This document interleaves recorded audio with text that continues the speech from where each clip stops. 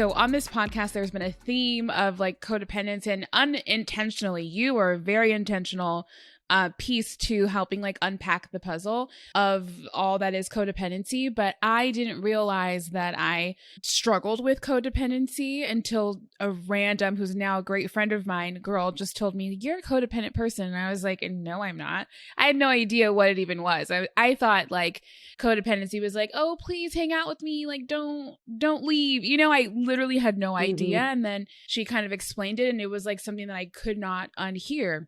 In my marriage, in my business relationships, like it was literally everywhere. But I still feel like, at least for me, there's so much that I don't know. I've learned so much on your TikTok, but I feel like there's a wall and there's a long laundry list of things that I don't know. So for the listeners, can you unpack for like, if you're talking to a third grader, what is codependency? You know, I think when I try to do that, I say, you know, whatever it is that you've ever heard of it, whenever you're trying to understand something for the first time, go ahead and move that aside. Yeah. You know, just like unpack, like a lot of times we have to deconstruct the way we've made sense of our, you know, or some sort of stereotype of codependency, because it really has more of what I call, it's like a meta schema. It's really like a major way of thinking. And I say major because it's about, you know, how I relate to the world and how I see the world relates to me.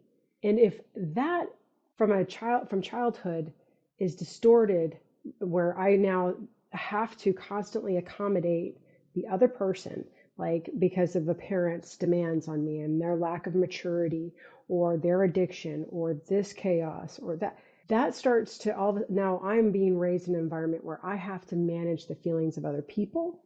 And I don't have anybody helping me to understand myself or helping to support me emotionally.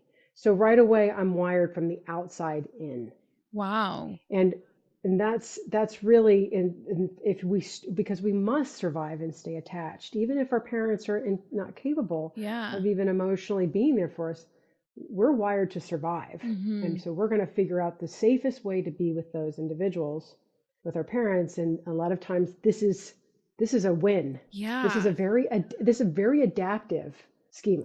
So what are the type of parenting behaviors that foster a child going into it being a codependent adult?